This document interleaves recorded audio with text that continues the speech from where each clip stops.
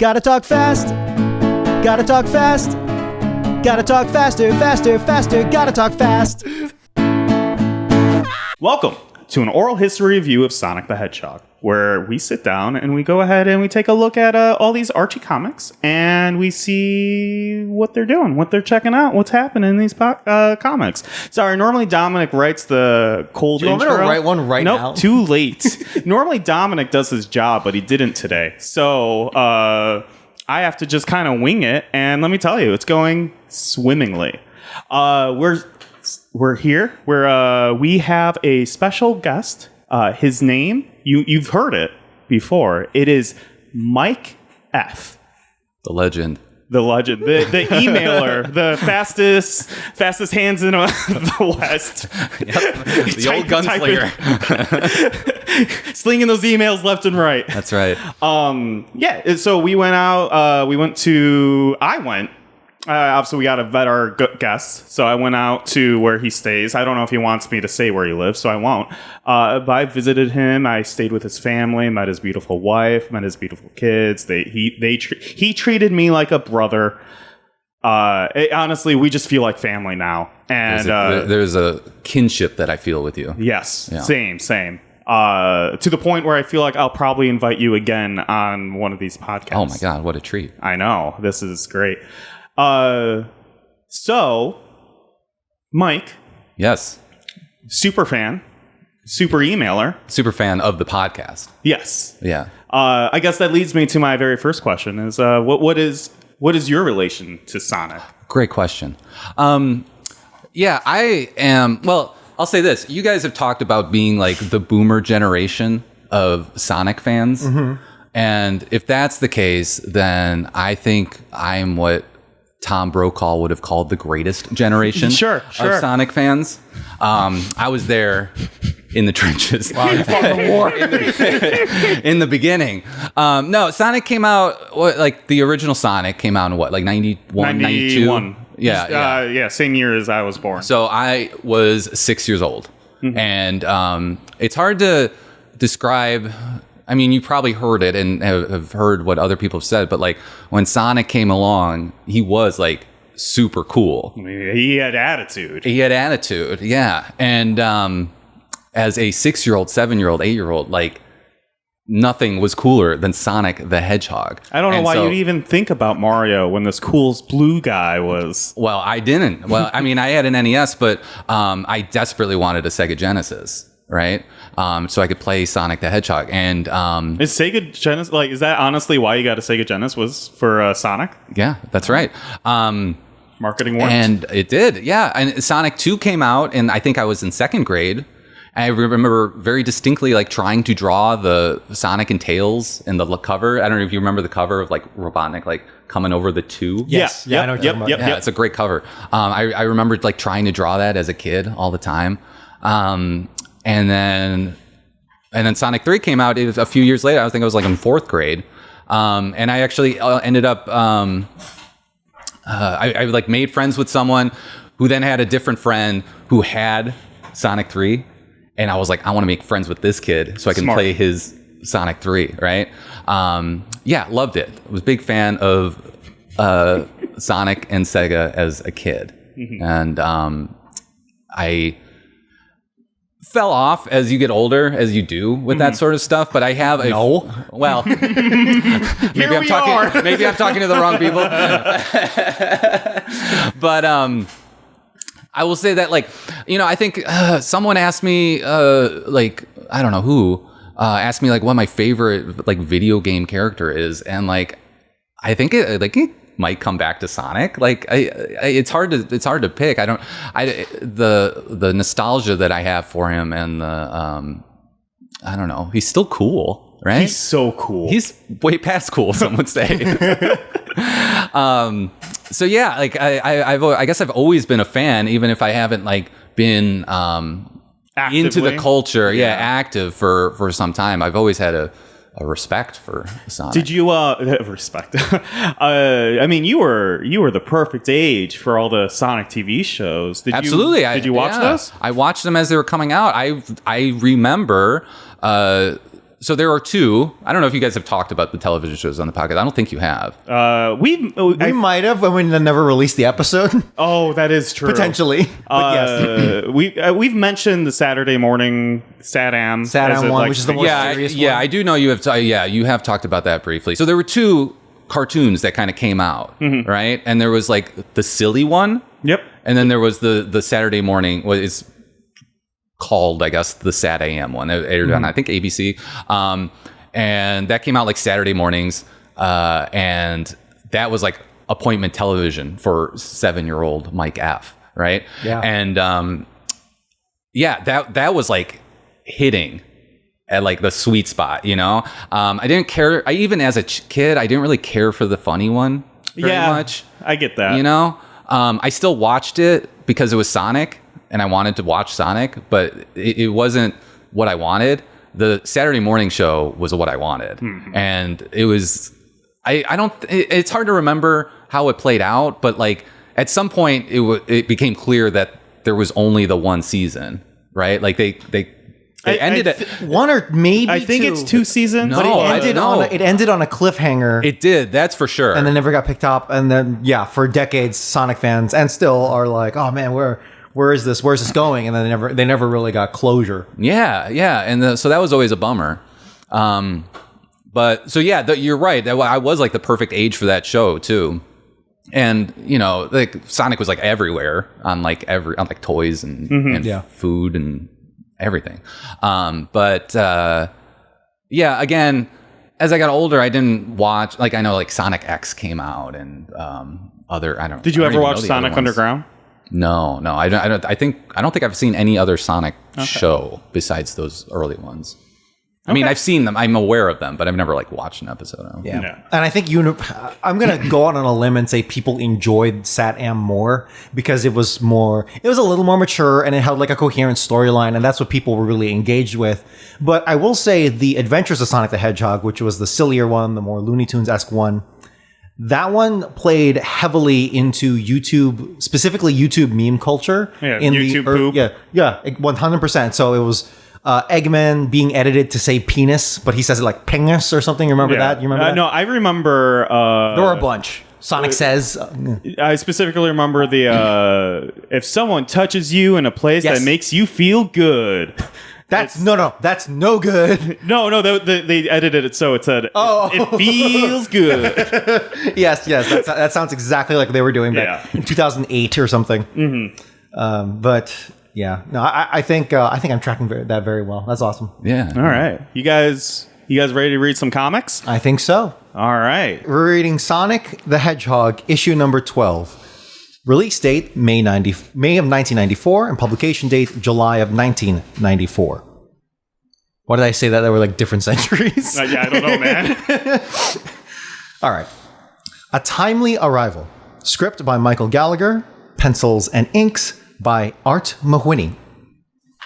We open on Sonic doing his civic duty, cleaning up all the robots he has destroyed recently and dropping them off on Robotnik's porch. Robotnik sees the pile of robots and grumbles, "That blue-blooded do-gooder foils my evil schemes every time. Time after time after time." Robotnik decided on the only reasonable plan a mad scientist could come up with: to send Sonic back in time. Has Robotnik figured out the laws of time travel? Will Sonic be going back in time to change the events of the future? Like the hit movie Back to the Future? Or will nothing change because all these events have already happened? I'm sure Michael Gallagher has sat down and figured out the semantics of time travel and is very excited to discover how time travel works in the universe. I'm sure this comic will adhere to whatever rule sets it decides. We cut to Sonic arriving in the underground village of Knothole. Here, Tails greets him, saying that Sally needs to speak with him immediately. Sonic and Tails rushes into Sally's room where she's bawling. Sonic imagines that the news must be terrible, but to everyone's surprise, Sally is crying because of her soap operas. They turn on Robotnik's news channel and SWAPbot host number 2176 is going over Robotnik's newest machine, the Mobile Monster Chainsaw. The design is simple, but elegant. It's a chainsaw, but big and on wheels. According to Robotnik, the chainsaw would clear 50 acres per minute. Sonic rushes into action. He literally leaps through the ceiling of the underground village of Knothole and runs straight to Robotnik. Sonic confronts his arch nemesis, screaming that Robotnik has cut down his last tree. Robotnik is filled with glee. The giant chainsaw that he has designed is a multi-purpose tool. 1 part chainsaw and 1 part time machine. Robotnik zaps Sonic with the time machine. Sonic falls through a portal and lands on a prehistoric Mobius. Here he is immediately picked up by a Petrodon. By a Pterodon. There we go. The Pterodon states that it's dinner time and that he's going to eat Sonic. Sonic, in classic form, spin dashes away. However, Sonic is falling right into the jaws of a T-Rex. End of part 1. Did you correct the wood pun? I think I did. Wow. What was the pun? That the chainsaw would WOOD. Right. I mean, down 50 it's in the acres. comic. Well, yeah, but I heard would when Dominic read it out loud. But it's the same word? Would Would. WOOD. Instead of WOULD? Yeah. Well, How do you pronounce it? Would. Okay, how should I have pronounced it? Would. How did I pronounce it? Would. How do most people pronounce it? That's insane. I heard the difference. You say those words differently? Would and okay, maybe I don't. No one does. No. Wold? Wold. No, that's insane. No, everyone says would. Would you rather is how you play the game. Would. Okay. I learned something today. I thought this was a bit. No, he really says it like that, huh? Yeah. All right, well, either way, we've got time travel, we've got dinosaurs, and we've got a massive chainsaw on wheels and an evil scientist. Mike F., what are your thoughts? Yeah, I want to hear the hot Mike F takes. I mean, it's good. I mean, it's a good setup. I mean, going back, so I'm just gonna go through my notes here. Oh, okay. Yeah, that's You fine. took notes. I was like, oh shit. Yeah, no, he's not messing around. I mean, I just wrote things as we go. I mean, okay.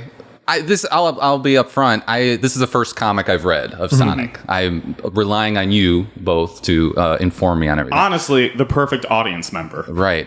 So is every comic cover like a its own joke? It's not a Yeah. Yes and It's no. not related. 90% of the time, it's not related. So they just like come up with like a one frame like. I don't know thing, if that's huh? the case later on, but on these early issues, yeah, there's normally just like a random pun joke that isn't really worth our time to discuss on the podcast itself. Keep in mind, this is 1994, so the wild and wacky 90s. And Anything goes. Yeah. It's a completely different. Everyone was doing things on their covers that made no sense. yeah. You should have saw the cover for Schindler's List.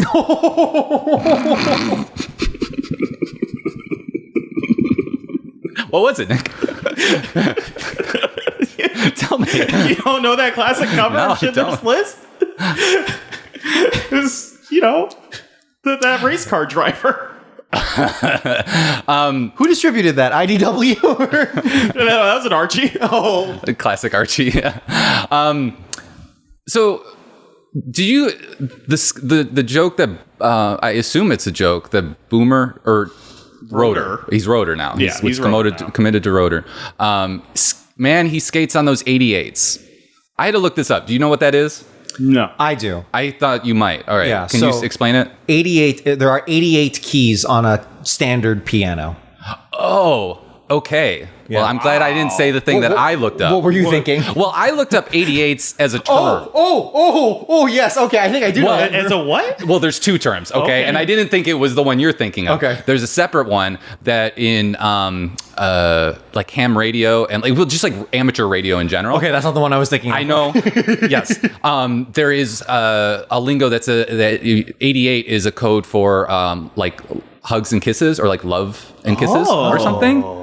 But I didn't get how that worked with this. But that makes sense that it's the keys on the piano. So that he's makes much skating on more those 88s sense. as in he's playing really fast. 'Cause Got he's it. the fastest thing alive. Yeah. Okay, great. Okay. The one I was concerned about was Yes. that 88 stands for So H is the 8th letter in the alphabet.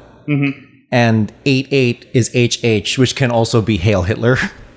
It's often used in white supremacist language as like code word for that. We're going to take a quick pause. Just one Hitler and suddenly we're stopping. No. It looks like we might be peaking. 88 keys on a typical...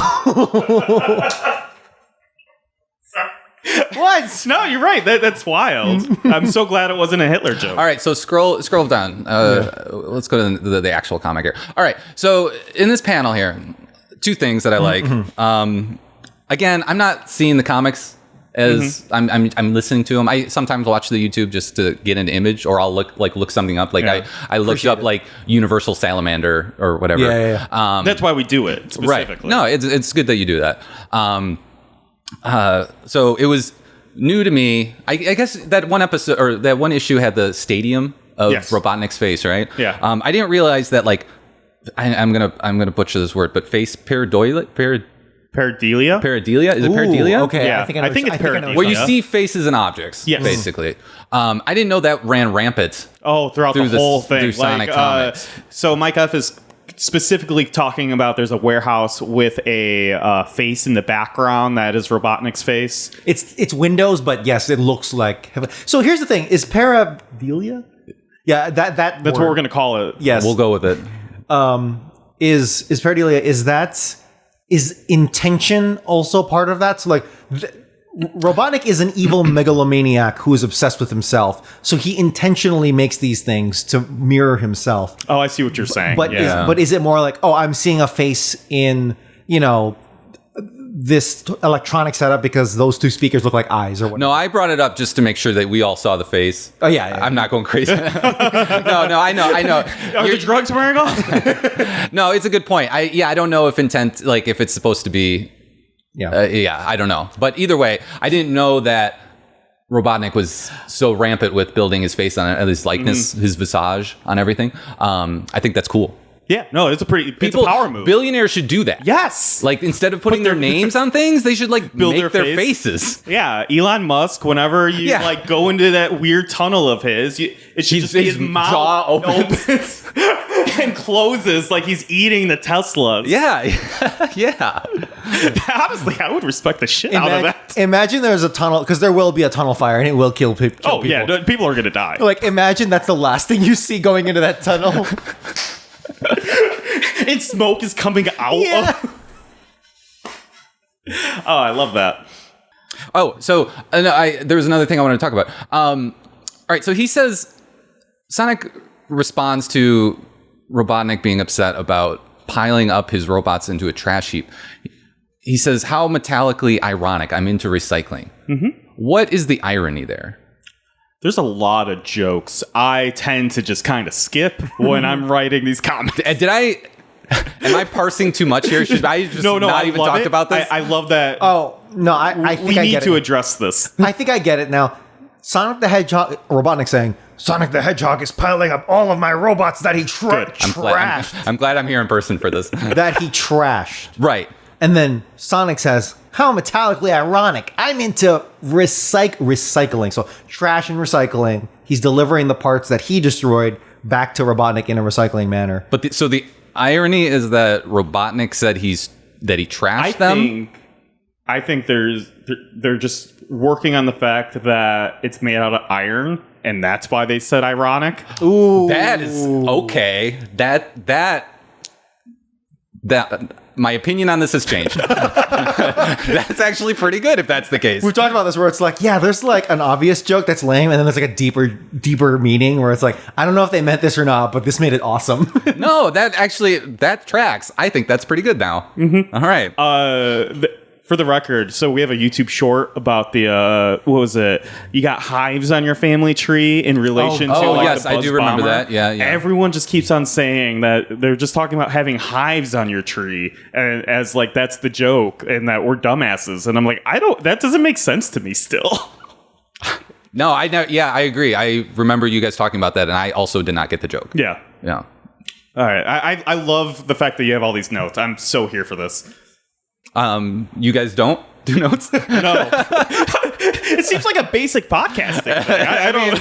What do you guys do? Took me like 10 minutes. I'm busy reading, so I write an entire script. So we honestly, the answer is we need a third. We need a secretary. Yes. All right, scrolling forward. All right, here. I know Robotnik calls Sonic a blue-blooded do-gooder. Mm-hmm. I like the implication here that Sonic's a 1%er. Yeah. Right? That's exactly. Yeah. 1% or a 3%er? 3%er? So 3%er is the militia. 1%. When I hear 1%, I think like the ultra rich and wealthy. Right. Are you implying? Which one are you implying? Well, I don't know what cops. the 3%er is. Okay, so then not that one. Don't worry about it then. Blue-blooded means like a patrician or something, right? Like typically, Okay. like a blue-blooded aristocrat. I didn't know that. We went past that. When I hear Blue Blooder, I think the Tom Selleck TV show Blue Bloods. Yeah, no, I which was is the most thinking blatant, which is the most cops. blatant form of propaganda I've heard in my life. But Oh, yeah. sure. Oh, so And I've watched, like, 5 seasons. Oh, is 3%er like a cop? No, a 3%ers are like Oath Keepers, Proud Boys. We're never getting this video monetized, but yes, they're like a militia. They're an anti-government militia. Oh, as long as okay. we're spreading the good word, it doesn't matter. Okay. Is it the good word? Okay. Wait, why are you guys here? All right. We can keep going. I have some notes, but we can talk about some of this later. I'll say this. Keep going. We talk about another thing that I didn't know about this comic is how fourth wall breaking it is. Yes. They it's do this a lot, right? In all of them. I don't know. My gut says they do less and less of it as it goes on. I think so, but too. Early on, they're doing very like meta, like, hey, I talked about this in panel 3 and stuff like that. Yeah. It's like very annoying. I hate that stuff. Yeah, I was surprised by that. And so what I'm referencing here is there's not only is their fourth wall breaking, but there's also little notes from the editor. Yes. Little jokes that I was surprised by. And so in this frame here where Sally's watching her stories, I guess, it gets interrupted by the news. Yes. The editor makes a note to call it Robotnik belly vision instead of what I guess presume is television, right? Yeah. The belly vision. A decent joke. Why not just have the character say that? Because they would need another frame to insert for that joke, and they're so tight on. No, I don't think so though. Like they could have just said like, oh, like we're watching the robotic, the you know, like it doesn't have to be different. They could just swap out some words. My question is, who's Ed? That's true. Who's Ed? Because Ed, there's no Ed in the opening credits. Editor. Oh, ED is editor. I'm stupid. Okay, I'm dumb. We cut out all the dumb shit. We sound a lot smarter when we do this. Ed. But also, not only could they have someone said it, but it feels like something that they could have reserved and used in a future panel. Like it feels like they're wasting material, especially when they're like using extra words to make fun of like Robotnik or something. Like at some point they're gotta like lose. They're gonna like repeat themselves and say things. So like it feels weird that they would go out of their way to use up more material rather than save it for like some other issue. So I interpret this as more of a like, hey, they give me the comic, and as the editor, I'm reading through it, and I'm like, this is a good joke. Let me put this in real quickly. But in this case, I think maybe RBV was introduced in a different issue as that joke, and this is the editor reminding us that. Oh, is that right? I might be filling in some blanks. I mean, you're the here, one that's read them. but I do remember newscasters happening in another issue. Oh, okay. So I'll allow this that is then. my gut. Okay. Well, continuing on with the fourth wall breaking, Sonic jumps out of the comic. Yeah, not only does he jump out of Not Whole Village, he jumps out of frame of the comic. Yeah. I know he's in your face, but it's ridiculous. Did you write that joke down? No. That would have been really I'm funny. naturally funny. Well, that would have been funny. It's just you wrote down the funny for later. No. I made a note about him jumping out of the frame to talk about the fourth wall breaking, but Sure. I didn't actually. Dude is literally human torching it out of that hole. Dude, honestly, I wonder if that's actually kind of a reference. Could be. This feels like you remember in what was it? Was it The Last Jedi? What's the one that everyone hated? Whoa. Well, Last without Jedi. going too deep into things, the middle one, I mean, Yeah, of yeah, the that's newest The Last trilogy. Jedi. There was that scene where like the Rey? they basically like kamikaze the one ship. Yep. They and like hyperdrive jumped into the other Admiral one, which Holdo, yeah. was like cool. I thought it was awesome. I thought but so too. Yeah. also raises the question of like why not why has do this that not happened yet? right? And Why isn't everyone doing this? yeah, and they don't do it again even. Yeah. And it's kind of something like here where it's like, well, if Sonic can like literally like fly through the earth, like why isn't he doing that? He does. He did it in. Oh, that's very funny because you only listened to the podcast. That episode didn't happen yet. The issue that comes out Monday, he does that. Oh, is that right? Yeah. Okay, so this is a new power for him. Yeah, pretty much. Well, you know what? To be fair, even if he did read that one, he just kind of does it. Yeah, he does just randomly do it. Okay. So honestly, we're back to square one. Is with this that. like all right, do you know, are you familiar, you talked about Hanna-Barbera the other day? Yes. Right? Are you familiar with the Super Friends? Yeah. Oh my God, the Super Friends! I love it for all the wrong reasons. Side note, coming out on Blu-ray. Oh yeah? Yeah. Why I'm is it on so excited. Blu-ray? Are you kidding me? I am so I excited. want to see I like it all on the physical. animation mistakes in high That's def. so funny. I am so excited. It comes out in like September or something. So you guys were talking about Hanna-Barbera, and I really wanted to come to its defense as a listener. no. Because just throw away the script. This is gonna be our longest episode yet. I'm cool with that because I'm ready to throw down for this. I let a lot. I'm with Mike F already. I already know this because I adore the Super Friends. but okay, go ahead. I am of the age, so obviously I've kind of placed myself as at an age here, and so I was a elementary / middle school kid in the 90s, right? Cartoon Network came on cable television in the mid 90s as well, and they did not. So Cartoon Network's owned by Turner. Yeah, Ted Turner, Turner Broadcasting, which owned Hanna-Barbera. And when Cartoon Network started airing, they didn't have a lot of content. It was just the Hanna-Barbera backlog. And so it was just Hanna-Barbera back-to-back Scooby-Doo episodes and stuff like that. This is pre-Boomerang because that stuff eventually got moved to Boomerang. Right. They got their own original stuff. Exactly. And so, so they aired all this like old cartoons. And like even like the problematic like stuff like Hong Kong Phooey. Oh, yeah. And things like that, The right? Chan Clan, or what was it? Yeah. The Amazing Chan Clan or Yeah, something. I don't know exactly. that one. It was just like 7 Asian people Yep. fighting crime or something. That sounds all right. Yeah, lots of problematic material. I loved all of it. We can't be funny anymore. We used to be a country. Anyway, no.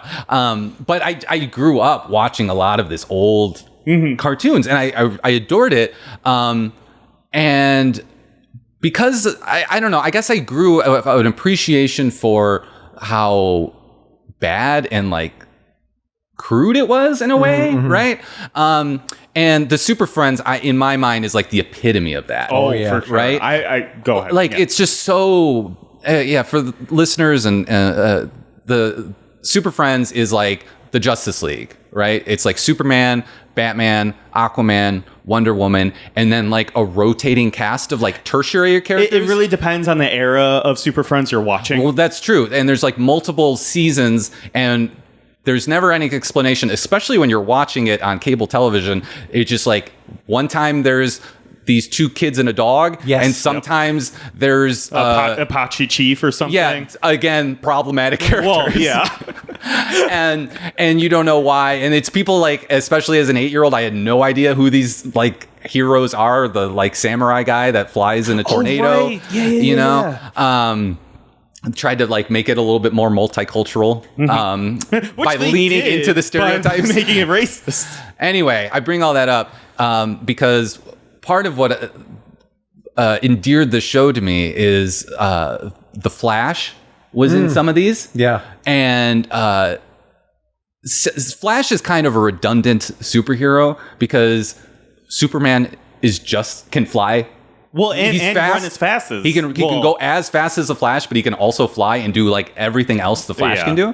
And there's a lot of times where it seems like the writers do something and then they don't know what to do with the Flash, and so they just like made up powers for him all the time. Oh, really? Yeah, like sometimes the Flash can fly. I was gonna say I specifically remember him flying, but not always. It's just like they remembered they can like make this up.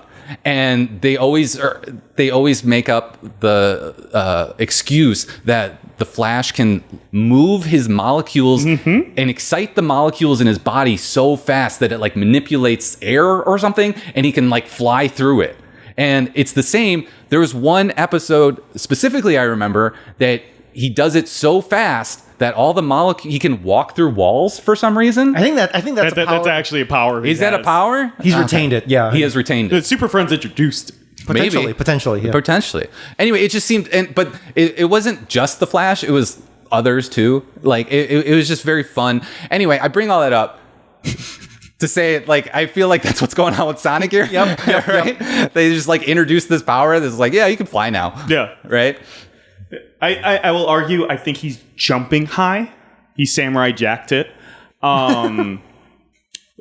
Quick side note. One of my favorite memories of Super Friends is specifically the Green Lantern gets kidnapped, and I think Lex Luthor is calling to the Hall of Justice, and he's like talking about demands and stuff, and it cuts to, because they reuse animation, it cuts to all the Super Friends, and Green Lantern is just sitting there listening to the demands with everyone else.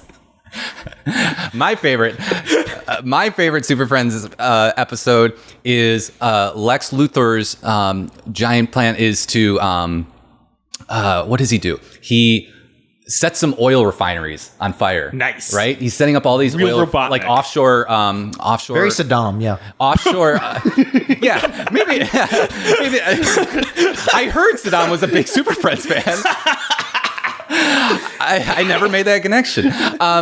But anyway, he sets up like all these offshore oil refineries to get like lights them on fire, right? And Aquaman's like, well, this is my turf. I'm gonna go help out, right? Like this is finally something for me to do because it involves water. Yeah. And so what he does is he calls up all his whale buddies to come and make a giant tidal wave. Awesome. To put out the fires. Awesome. And so these tidal waves come, put out the fires, and then it's so successful that it floods the coast, and it floods like all the beach and coast. And then it turns out that was Lex Luthor's plan all along, was to do that. He was counting on Aquaman to be so stupid in his method of putting out the fires that he would actually flood the incredible. coast. Yeah, it's great. Oh man, One that step would ahead. blow like 7-year-old me's brain. Yeah. Aquaman's a moron. Yeah. It's great because he's talking to fish all the time. They don't got shit to say. That's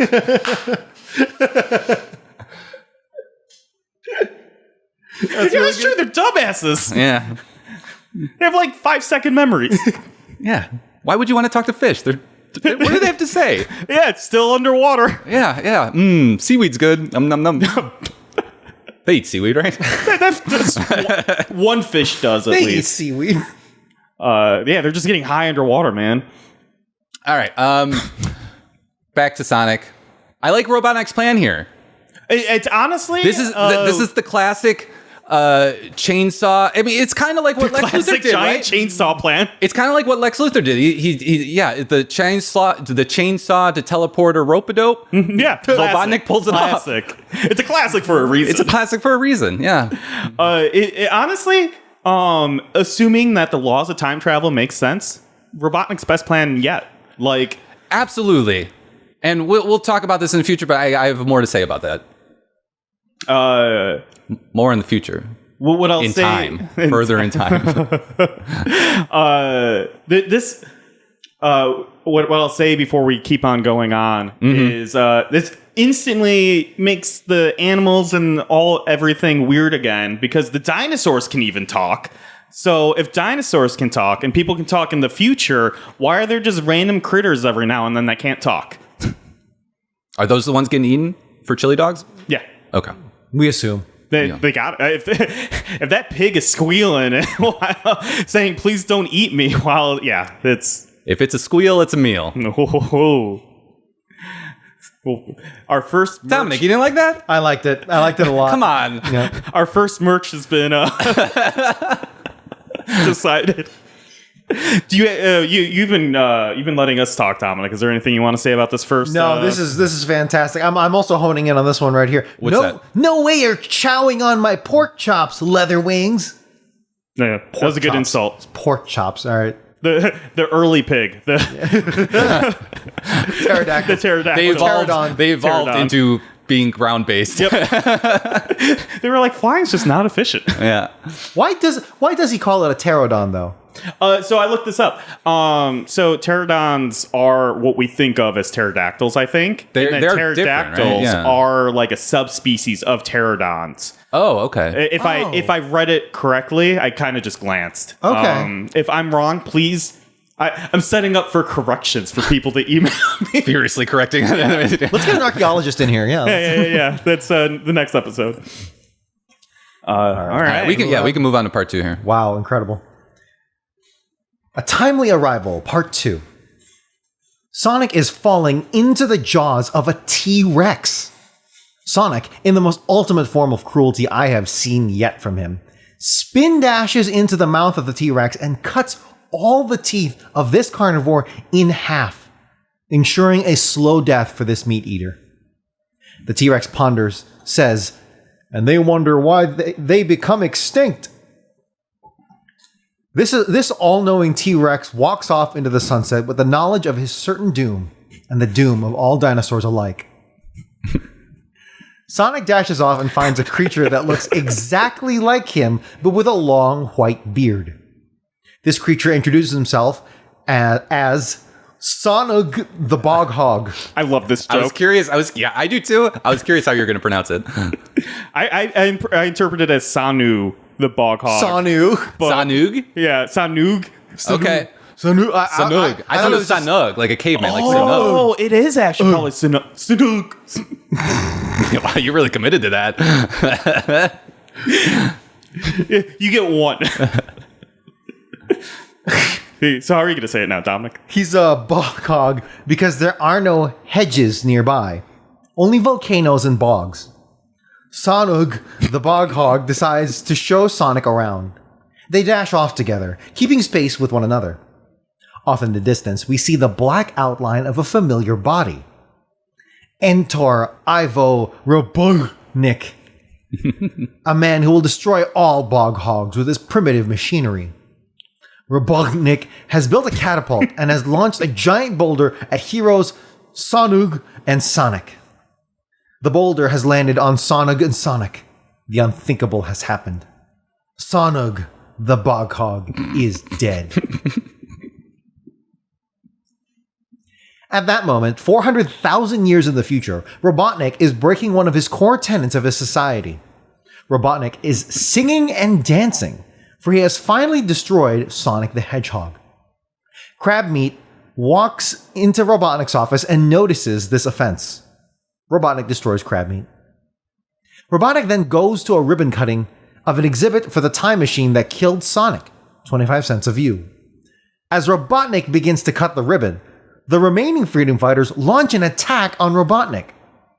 We cut to 400,000 years in the past. Bog Hog and Sonic burrowed into the ground right before the boulder landed, leading them to the underground tunnels of Mobius. Here, Bog Hog and Sonic go to the cave where Bog Hog resides. Bog Hog's friends, the Freedom Fighters, drop in for a visit. Sonic is excited to see his caveman ancestors' friends, and suggested they all go outside to hang out. Bog Hog states that they can't go outside, and were instead planning on burrowing deeper to the underground tunnels of Mobius. Sonic jokes that they'll evolve to moles underground, which my gut says is a time machine reference, but it's vague enough where it could go in any direction. Sonic insists he doesn't want to be Sonic the Mole and forces everyone above ground. Here, Sonic teaches Sonic the Bog Hog and the prehistoric freedom fighters about hedges and landscaping. Once some hedges are planted, everyone can sit down and freely enjoy the outside land. Just then, an energy beam grabs Sonic and transports Sonic to present day. Turns out that freedom fighters raided the headquarters of Robotnik and stole the time machine, reverse engineered it, and brought Sonic home. We cut to the Stone Age freedom fighters asking if you want any more zany adventures in the past to chisel a letter to Sonicgrams.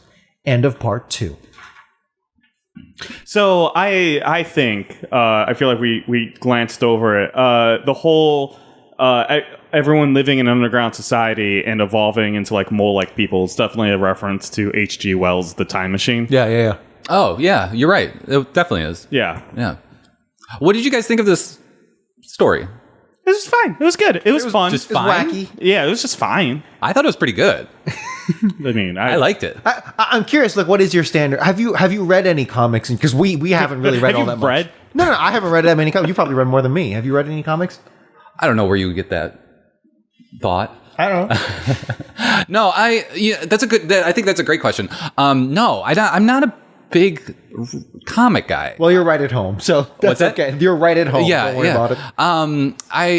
I for a time, you know, as a kid, you like go through phases of things, trying to like figure out what you like. Yeah. And I bought comics for like a span of like a year. Yeah. But like didn't know what I wanted or liked. I think the most I bought was like Mortal Kombat comics. Wow, those are like of all the comics to read. That sounds pretty cool. Yeah. Getting way into the lore of Mortal Kombat. There's a lot there. Yeah. Well, not a lot in 1994. Oh, okay. Well, they were making it. Yeah. I was at the ground level. But then like, you know, I bought like other superhero stuff, and I now I realize that I just don't really care for superhero stuff very much. Yeah. But even then, like I've tried reading mangas and things like that, and I've never cared for it very much. And I don't know, I can't put my finger on why, but I just don't enjoy it very much. Mm-hmm. I don't know. Yeah. I'm also, maybe this is like a fake brother thing, but I also never really cared about comics that much, or like manga. Me neither. Yeah, we're all brothers here. Have you read any comics though? I think the only one I've ever really read is Marvel's Civil War. And that was only I because also read that. Yeah. I wanted to like see how it compares. Like, oh, there's like 9/11 Patriot Act references here. This sounds like what's up my alley. Yeah, like if anything was gonna like hook me, it would be something like that because the premise is very interesting. Yeah. But yeah, it didn't do it. Talking about this now reminds me, I think I borrowed from the library Red Sun. Yeah, that was a good one. That is another one I've read. That's a great one. I thought it was pretty good. Yeah. Like just basically what if Superman lands in communist Russia? Like that's an interesting premise too. Yeah. I think I like it because it is like just a contained story though. Yes, right? 100%. That is when I like comics, is when they're contained. And I don't have to go read like 8 different issues to understand context. Yeah. You got to read 500 Sonic's comics. Yeah, but it's contained within itself, except for the Mega Man Which stuff. we're skipping. You are. I'm not. It's up to you. Anyway, I thought this comic was pretty good. Going back to the start of part 2, I guess. Sonic F's up that dinosaur, Dude. right? Like straight up. I was like, this is actually making me uncomfortable, man. Well, so for the people that are just listening and cannot see this, Sonic does his spin dash inside the T-Rex's mouth and cuts all the teeth out. Yep. So he didn't have to do that. No. He could have ran out of the. He's fast, right? That's his thing. So This whole thing. So he could have just dashed out of the mouth before the T-Rex closed it. But instead, he made a decision. Yeah, he made a point to the other dinosaurs. Don't mess. This dinosaur is going to be left to starve. Yep. He can't eat anything. Mm-hmm. He's just going to frail away and die. Like, that's cruel. Not to mention the pain of having like open tooth sores. Right. Oh yeah, all those nerves. Yeah, like imagine a dentist just stops halfway this through was a drill. an act of cruelty. Yeah. From Sonic the Hedgehog. Yeah. Wow. Unbased act number 1. Yeah. I hope your medical insurance covers dental, bitch. There is no medical insurance. Hasn't been invented yet, bitch. Also dentists. Yeah, that too. It's crazy that the dinosaur's just doing its thing, right? He's hungry. He's hungry. He doesn't know He better. doesn't know. Yeah, he doesn't know. He's just gonna eat. That's nature. To this dinosaur, this is like the pig of the Mobius universe. It's just like, yeah. It's another bog hog. Yeah. Boghog is so funny. I love it. Boghog I actually is- laughed out loud. Yeah, me too. Boghog is. That's why I said that I think this comic's pretty good. I think Boghog is objectively funny. Yeah. You're selling me on it. Yeah. Yeah, I actually loved And then the idea that Robotnik is also an evil genius, and he has the capability to advance humanity forward, right? He is a genius mind, and rather than create for the good, he is creating to catch this rodent that bothers him for unstated reasons. Yep. That's very funny too. Yeah. Like, I mean, he invented the catapult like 500,000 years before. Right, that's what I'm saying. Like he has the idea of robots. Like he knows. Once I know this can work. Yeah. Give me time. Yeah, it's crazy. But no, he's just using it for launching rocks at rodents. That's very funny. Yeah. It's a good bit. Yeah. I like how the freedom fighters, can you go up one? I like how when they charge, you can see them. This is the first time we've seen like what is probably like the royal crest of the House of Eggcorn. Oh yeah. Yeah, top I of guess that- you're right. That is their flag, huh? Yeah, so it's for the viewers listening, it is a white flag with a golden acorn in the middle, and then are those like pine cones or something on the left and right of the acorn? It could just be a shield. Oh, I would have guessed. Like- I would have like guessed crests. pine cone too. But yeah, they could be Yeah. shields. Definitely an eggcorn up top, though. Yeah, but this is also a homemade flag because it says the word freedom fighters on it. That's so it could really be anything. This isn't like an official. Maybe this was like a little art project that Tails did, and they Yeah. wanna make him feel The only important. creative one in the.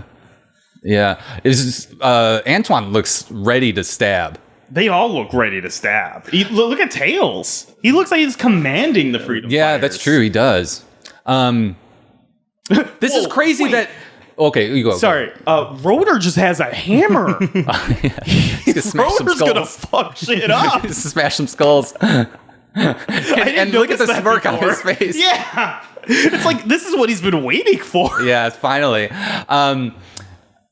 It's crazy that they could just bum rush him like this. That they haven't done this yet. Yeah, like not only that can they bum rush him, but it works so successfully. Yeah.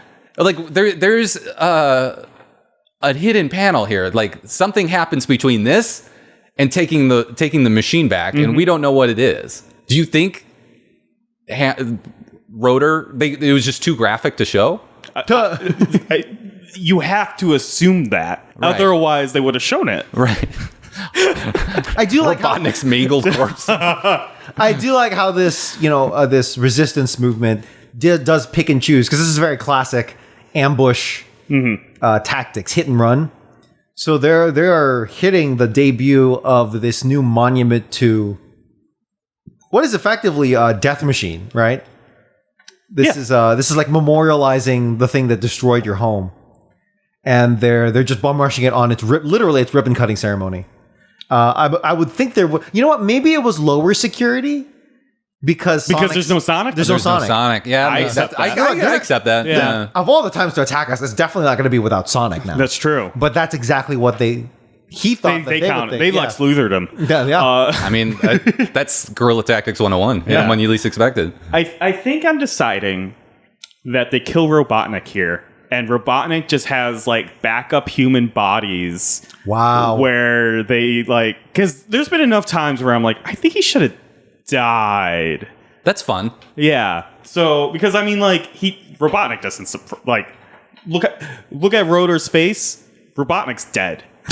He's not coming back. There's a reason why he looks so terrified, because he knows what's happening. Exactly. So, yeah, I think I'm of the mind that Robotnik just has a bunch of, like, backup, either human or robot bodies, because I don't know if Robotnik is human or not. And whenever there's, like, a radio signal, and whenever they lose connection with the radio signal, they download the last bit of information into the new body. And then, yeah. That's a good theory. I like it. I think that is a good theory, yeah. Are we, Also, I like how the representation for prehistoric Sonic is Sonic, but really old, no shoes and a white beard. Yeah. Meanwhile, everyone else is just young and in Flintstones costumes. yeah, why is Sonic just old? Or Sanu, like, old? Yeah. Yeah, I don't know. That's a good point. I didn't question it, but it is funny. It says more on us, right? I guess it has to be, you have to have a way to make them distinct, right? Like, otherwise it'd be hard to tell which one's which. But I mean, just do what they did with everyone else. Like, make him wear Age him up. caveman. Yeah. Yeah. Put a bone in his spike hair and then call it a That's day. probably the better way to do it. I agree. Yeah, the beard makes zero. It looks like he just like went to town on like a coconut cream pie or something. Or maybe the implication is if Sonic isn't always shaving, he gets this really crazy beard. His hair grows super fast.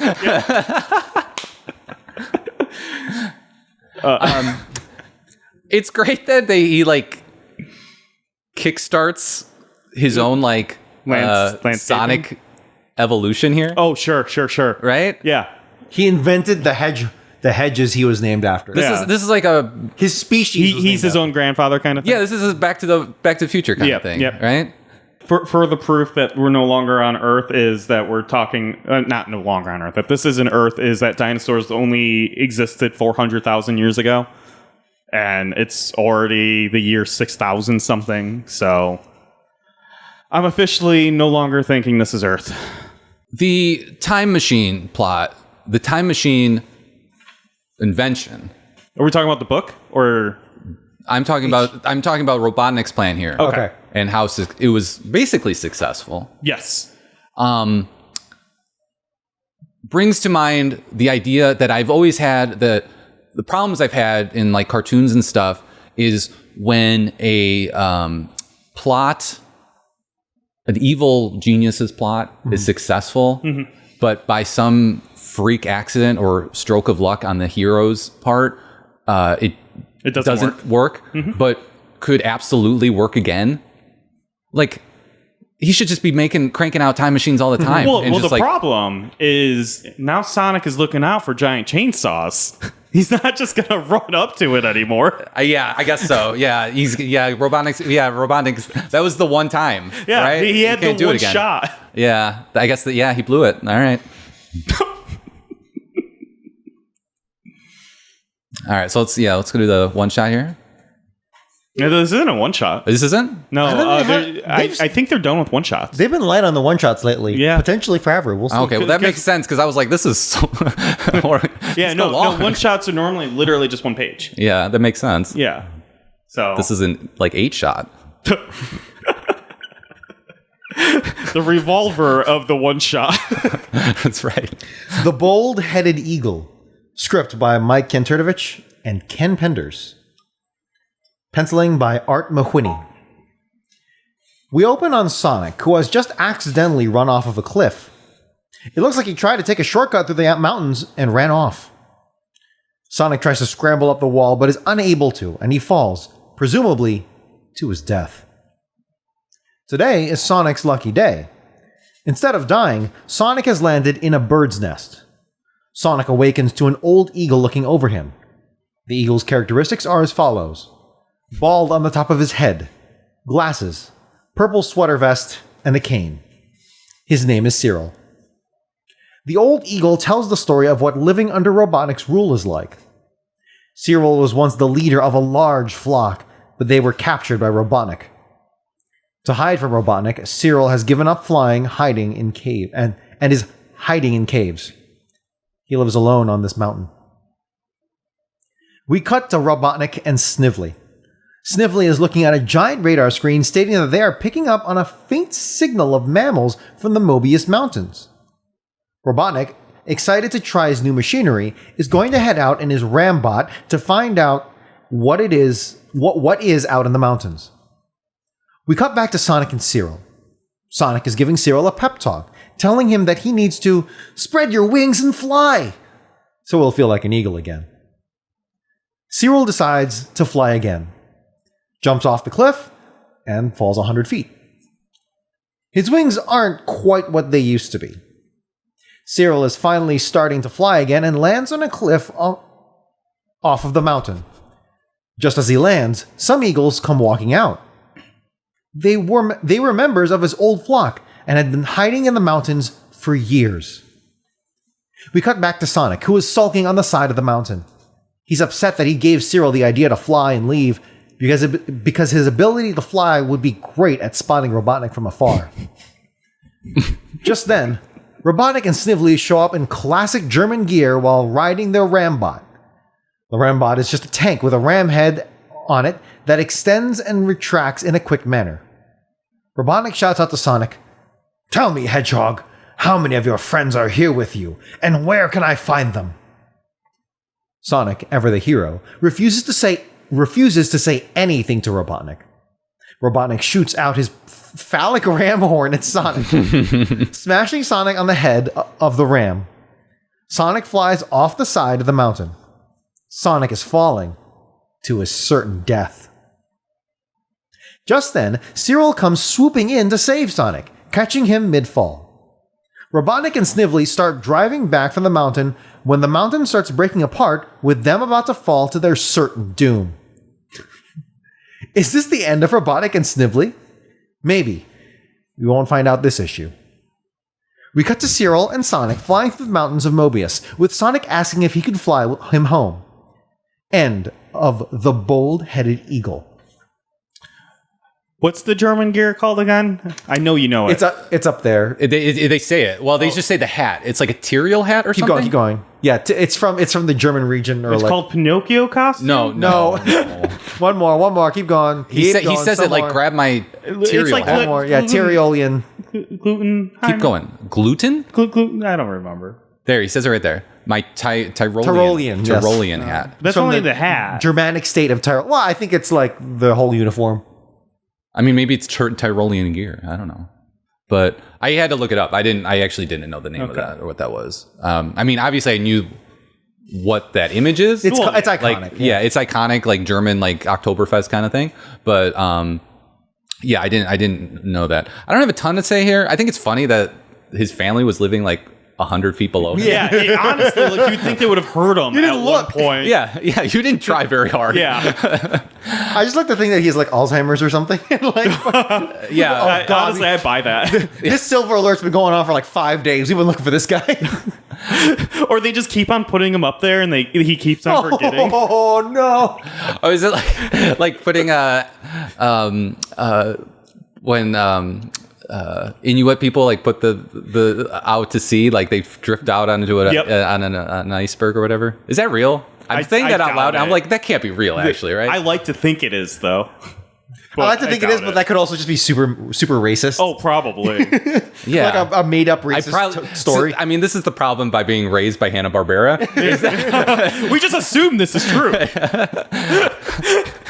I saw that in an episode of Super Friends. Why wouldn't they do that? Yeah, they do that. That's only other thing is that so for as smart as Robotnik is, this machine seems like the wrong one to take up the mountain. I'm going to defend him. I agree 100%. It is the wrong machine. But at the same time, it feels like he just built it and he's just excited to use it. And I mean, so the idea is as a ram, like mountain ram, right? Oh, yeah. I obviously thought that too. And so it's like, clearly, the joke is obvious, and we both, everyone immediately went there. But so we wanted so it's the double meaning ram, right? Yeah. But to take treads up a mountain path you is the wrong way. You would think also if it's like mountain goat inspired that it would be like not bipod, quadpedal. Quad pedal. On four legs, yeah. Yeah, where it can like actually climb up the side of a mountain. You know. Right, yeah. Something a bit more agile than tank treads. Yeah. Truthfully, it's impressive he got it up there. Yeah, I mean, he's the Mobius version of Hannibal, right? Yeah. He threw the mountains. Through the with mountains. Elephants. Yeah. I got the joke. You looked at me like I didn't. Is that Hannibal or is that Alexander? That's Hannibal. It's Hannibal. Oh, shit. I don't know. Okay, I don't know what I'm talking about. I'm pretty confident. I am 100% confident. Okay. That's way more than me. I was at like 30. I was just lying. The Lynx is the Jinx. We open on two SWAT bots trying to grab a raccoon and a rabbit. Just as they are about to grab these two little creatures, Sonic the Hedgehog swoops in and grabs both of them. A rabbit under one arm and a raccoon under the other. Sonic runs to the freedom fighters, who are also in the Great Forest, looking for other animals. They come across a lynx up in a tree.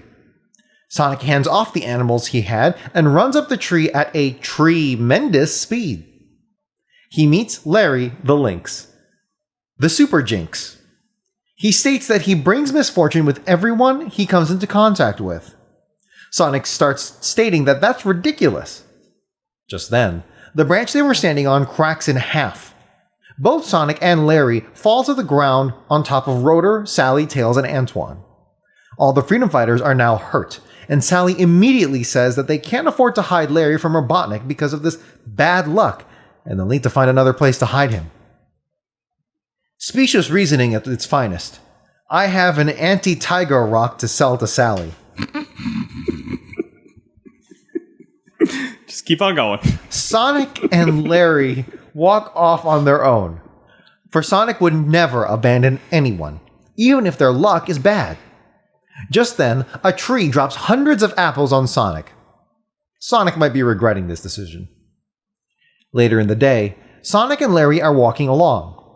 Sonic is telling Larry that they need some good luck to break his streak of bad luck, and they'll start by finding Larry a cave. As they are walking along, they spot some SWAT bots with some captured animals. It's the Freedom Fighters, with Antoine, Sally, Rotor, and Tails being hurt from the branch that landed on them. They were all helpless against the SWAT bots and are now on their way to become roboticized. Larry starts lamenting about his bad luck when Sonic states that it's time to use some of that bad luck to their advantage. He tells Sonic to go out to the SWAT bots and give himself up. He goes out, saddened by the betrayal of our hero. Both SWAT bots try to grab Larry.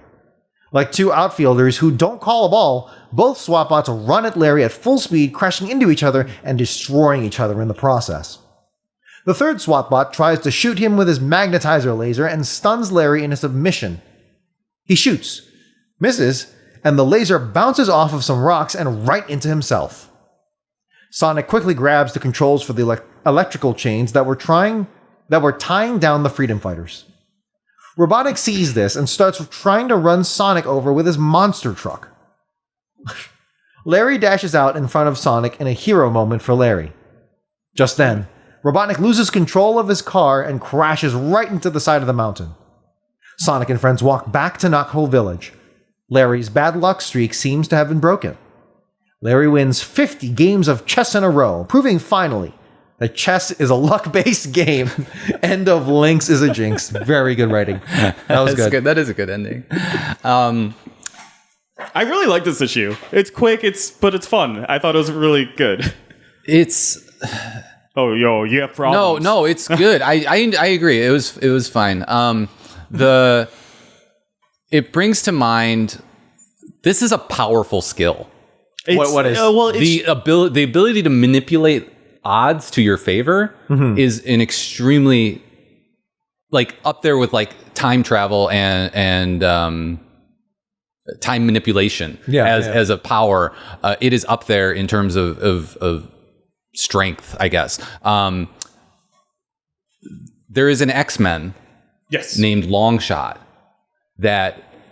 and I think Domino as well. Domino's the one I know. She was featured in the second Deadpool movie. Yes. That's how I know that. Yes. Right. She apparently sucks all the luck from her surroundings Yes. into herself. So now she has good luck, but everyone else around her just has the worst luck. Exactly. And it's an overpowered ability. Yeah, because how do you define that? You don't.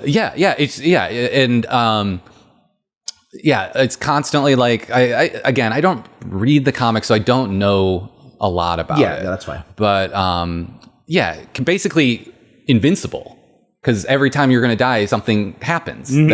Luck is on your side. Yeah, like a sniper could be trying to take your head off from 500 feet away, and you'll never know that his rifle just explodes for some reason because of bad luck. Exactly. So the introduction of Jinx, that is like the freedom fighter's like most powerful weapon.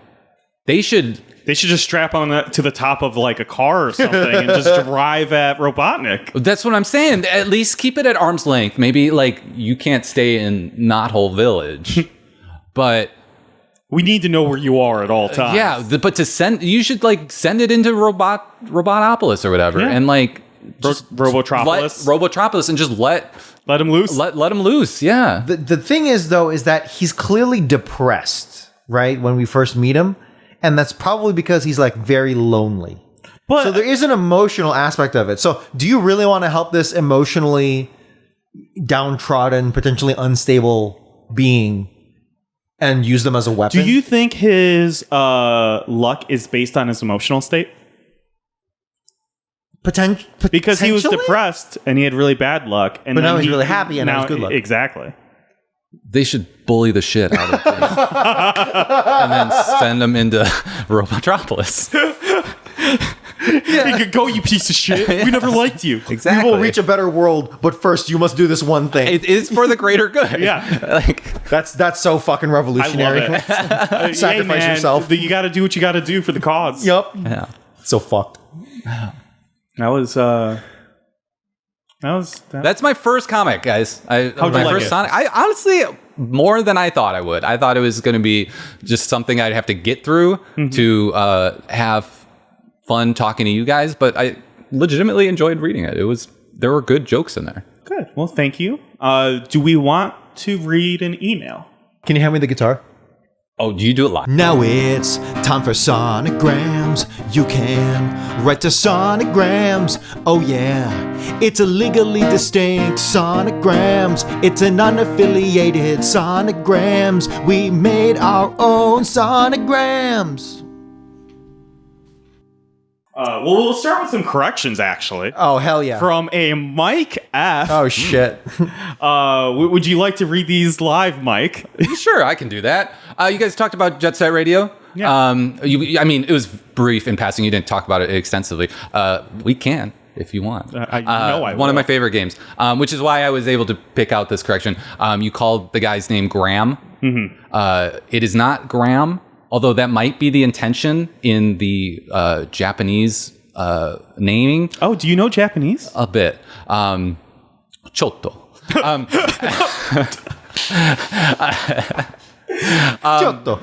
Chotto. We can finally use you to read. The Japanese famously talking with their hands.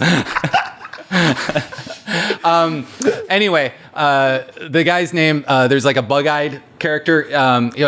He wears like some kind of bizarre. I always assumed it was like some sort of sunglasses. Yeah, something like that, or goggles, like tinted goggles, like welder's goggles. But they are like bug-eyed goggles, and that character's name is Garam instead of Graham. Got it. But in Japanese, the intention was probably Graham. Okay. But when it was translated or whatever, it came out to be Garam.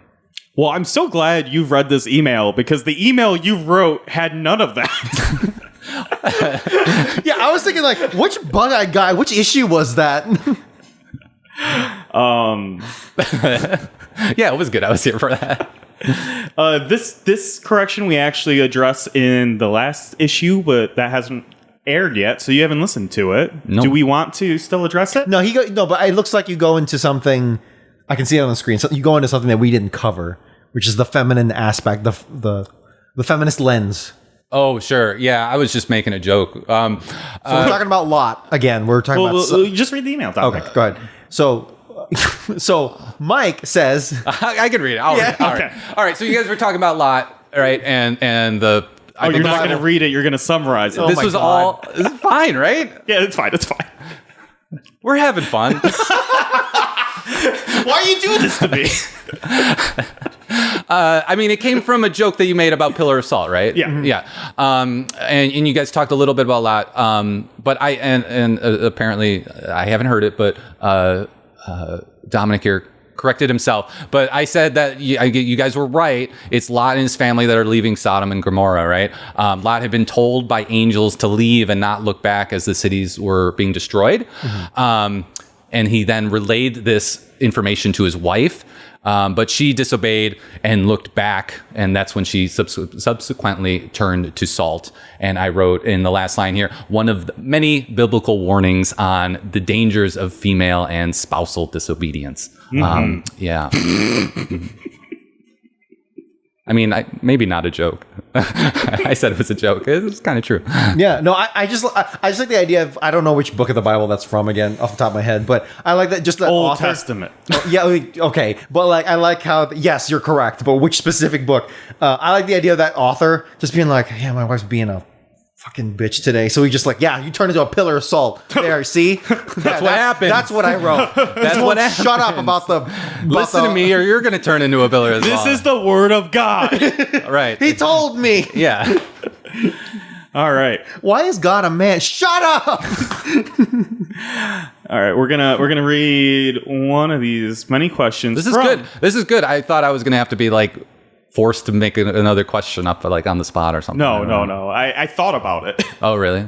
I don't know. But no, I got a friend to email. So not a true fan like you.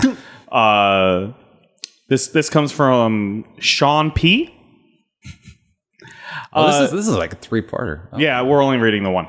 Oh, okay. The other two are for the next one. You end up in a Freaky Friday moment. I'm going to reword this. You end up in a Freaky Friday situation with someone in the Sonic universe. Who do you pick, and what do you end up doing while you're swapped? I have multiple answers here. It's tough. I'm going to start with the obvious one. Well, okay. I guess the question is: are there rules? Like, what are the rules? Right? Like, if you die, what happens to your consciousness? Because the right Are you move, dying? Well, the right move What is happens the after you Freaky die? Friday with Robotnik, and you go kill yourself, and then there's no more war. Wow. Well, what would happen is the next robot clone of Robotnik would come up, and you accomplish nothing, you moron. Hey, we had a don't know if chance that's at power. happening or not. Like a true leftist, you had the chance at power and you squandered it. That's my first thought. Otherwise, I would just do something like be Tails and fly around because I think that'd be fun. No, you wanted. Hold on. It was like, no, I want to be a superhero so that I can jump really high, and that's it. Yeah, I'm all about jumping. So Sonic. You just want to be Spider-Man. That's all you really want. Luck-based manipulation, one of the higher tier superpowers, jumping really high, kind of on the lower end. I'm a simple man. Oh no. So going back for a bit though, can you control can you really control though how much luck you suck away from you? Because it's like, imagine you want to go to a casino and it's like, yeah, I'm going to go to this casino and just make some bank, and then you walk in and it's like, oh, all the fire alarms just went off and I can't enjoy my time at this casino anymore. This casino is having really. I don't bad think luck. it works like that. It doesn't work like that. Can you control it? I don't think so. No, I don't think you can control it at all. But you can like count on it to work in your favor, if that makes sense. That's true. Because and because you're getting good the luck. domino wrinkle that you said, where she like sucks the luck. I don't. You're not think, subscribing to that. Well, that might very well be true. I'm not as familiar. I'm not very familiar with either of them. But like, I don't think. Corrections. This is how you solicit. I don't think that Longshot has the same thing. Like, I just think he has like perma luck, good luck. Got it. Okay. I don't think he like has to draw it in. Got it. Okay. That makes sense. Yeah. I'm with it. So the answer is that you swap with Lynx, get all his good luck, and then like go to the casino or something. Yeah. And, Yeah. Yeah, the bank? robot casino that. Yeah, There is a live, robot and live the casino. high life. Yeah, no, I remember. Well, no, And not live the high anymore. life. It was destroyed. Yeah. Oh, that's right. That's right. Yeah, and then he'll be happy and it'll be good luck. Yeah. Because wealth brings happiness. What was the question again? It was who would you swap with? And what would you do? Friday with? So hold on. Now that means also that they would inhabit you. Yes. Oh, So yeah. think about that. So Robotnik would inhabit you. He'd be hosting a podcast. Yeah. Yeah, I think I'm still coming out ahead on that one. What if he did like way more numbers than you? How mad would you be? Well, I guess the implication is eventually we would switch back, so it's just a win-win for me. No, but the problem is now he's completely changed the direction of the show, and now like Now it's an alt-right podcast. yeah. I was just like, That's how you get numbers. I've been telling. I've been writing emails about this. I was like, you show up and it's like Alex Jones is your co-host. Now I was like, why are you reading this? Alex Jones reading it like his froggy voice. Now we're talking about Sonic. Well, now he can do a great Robotnik, but he's like everyone is just permanently Robotnik. Yeah, no Sonic Robotnik, Tails Robotnik. Yeah. Oh man, I guess so. The answer for me then, I guess that's really tough. So out of all the characters we've had so far, Just anyone, man. is anyone? Oh man. So anyone? I kind of want to be like anyone. I want to be like a spy that like double crosses people. It's like Rouge would be pretty fun. I mean, she's probably the most spy-like, right? Yeah, exactly. Like being a spy, like on that kind of level, and not like really boring spy where you're like posted up somewhere for 8 years, making friends with everyone, and then like you have to betray them by casually stealing documents. How does being a spy work in the Sonic Sonic universe? world? we're not sure yet, and at least not in the comics universe. In the games, she's like super like She's just doing secret missions. yeah. It's not super really. spy. She's just like, let me break into this for you. Yeah. Sonic. I just called you Sonic. Because You're blue-blooded. Dominic, be real with yourself. You just want to see those boobs jiggle, those bat boobs. No, I think the first thing I would do is get a breast reduction. I would. Okay. you would Your go. Your No, 'cause Freaky imagine- Friday moment is I would swap into Rouge's the Bat's body and then get a breast reduction? Yeah. That's the first thing you would do? Because we're not switching back. Are we switching back? I'm gonna make it so these horny men can't jack off to this bat. Okay, I'm being serious when I say this. I've always thought about like Her boobs were always too big for me. I've always thought about like how cool would it be to have like a more how serious would it how awesome Walking around with these massive fun bags. have you guys ever like wrote a whole like season of a TV show in your head before just for fun? Yeah. Not like actually like word for word, but like just Yeah, like, yeah. you know, screenplayed it out, storyboarded one in your I truthfully have it, but let's say I did. yeah, but it's For like the bit. Yeah, for the bit. Yes, and yes. I have actually done that with like, what if they had like a really cool spy show that's like semi-serious in the world of Sonic the Hedgehog, and like it was. You want it was spin-offs. I want like spin-offs. I'm like, how cool would it be if like so? I bet there's fan comics for you. There has to be, and I really should look and check that out. No, maybe I shouldn't because it's Rouge the Batman fans. But in gonna be horny. Yep, exactly. Have you seen He's making mental notes. The first thing when he gets home. Have you seen the Star Wars TV show Andor? I have. Yeah. Okay, and you've okay. It's a more serious take on it. That's very, very high quality, very good, and regarded as one of the best pieces of Star Wars media. Yeah, it's really good because they've Very political. Yeah, they're getting rid of everything that all talks about Star Wars, and it's like we're gonna just make our own show. We're gonna make it's cool. We're gonna take this seriously. What if they did that with Sonic the freaking Hedgehog? How cool would that be? And it's like, what if it was based on Rouge the Bat because she's like a spy and has the potential to like see that dark underworld and all that stuff. And it's like, what if to piss off all the fans, it was like, this is the new Rouge, and it's like no boobs, just to piss them off. Like, take this seriously. You don't get any boobs. I mean, the boobs get in the way if you're spying sometimes. Like, you gotta 1000%. crawl through that vent. Yeah. Those boobs. That's true. I mean, I don't know how much infiltration she's doing. A lot, actually. Is she? That's Oh. like her thing. Yeah, because you've written the script out. Yeah. Yeah. And not to like, And for any women that no women are watching this, but for any or men or anyone. No one's watching it. No, the one fan I know we have is a girl. Oh, so. okay, that's good. Hey, okay. So and I know that there's the aspect of like women should be proud of their body and all that stuff. So I don't mean to shit all over that. I just like it from the aspect of like, you don't get your male gaze anymore. Go fuck yourself. That's the approach I was taking of it. But I guess, okay, to get back to the question, who would I Freaky Friday with? I guess that would be really bad if I Freaky Friday got a breast reduction and then Freaky Friday back, and now they just don't have any boobs anymore. Yeah, you really fucked them up mentally. That's actually really bad. So I should not do that. In the specific question. It was really weird you went there to begin with. Yeah. Because like, well, I want to be a spy. Yeah, of all the possibilities, that was not one I would have guessed. Yeah, obviously I'm gonna go be Rouge, get a boob reduction, become a spy. Come on, it's not like it's the first thing I'm doing. I know I said that, but That's like, literally what you It's said. literally the first thing I do. in order to do what I want to do and like be an actual spy. But anyway, I don't know, Amy, so I can wear a dress. I don't like fucking. Well, I can wear a dress as Rouge too. What just happened? Mike, what? I don't know. I guess I'd be Sally so I could suck Sonic's dick. Nice. Yeah. Yeah, the real answer we're all Yeah. thinking. Yeah. Well, that's Oh, you're just let that slide? yeah. That was a real answer. You got a problem with Mike F sucking Sonic's dick? Oh boy. And that's the issue.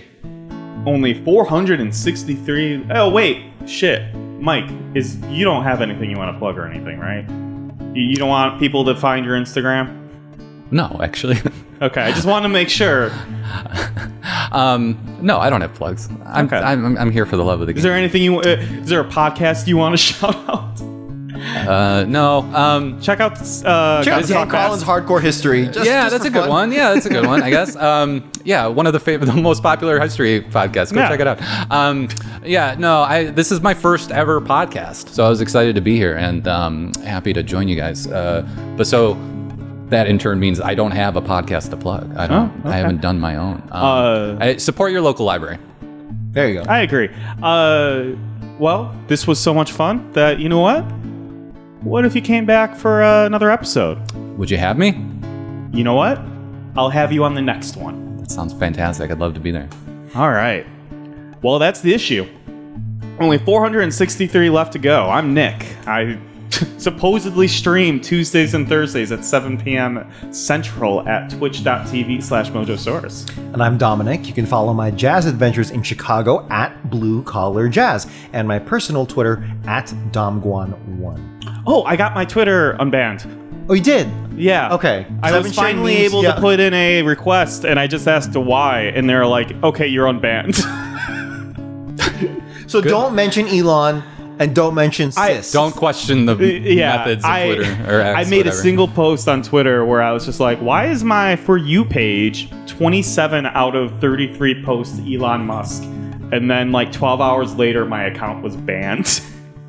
So yeah, you can follow me on Twitter at TheMojosaurus until I get banned again. You can follow us at socials at Gotta Talk Fast. We also have a video version of the podcast if you're listening, if you want to follow along and see our handsome faces and see what Mike F looks like in person. You can write into the show at sonograms at gottatalkfast.com, ask us questions, provide corrections, and give us your opinion on this week's issue. Still haven't rewritten it, huh? No, Mike, you want to help workshop an outro? You want me to like come up with one on the spot? Yeah. I was just gonna say it with you. All right. And remember, when life keeps going fast, you got to talk fast and just get through it. I love you. Gotta talk, gotta talk. Gotta Talk Fast was written by Nick Folkerts and edited by Dominic Guanzon. Intro and outro themes recorded by Dominic Guanzon. Gotta Go Fast originally composed by Norman J. Grossfeld, Joseph Garrity, and Russell Velasquez. Gotta talk, gotta talk. Gotta talk, gotta talk. Gotta talk, gotta talk. Gotta Gotta talk fast. Gotta talk fast. Gotta talk fast. Gotta talk fast.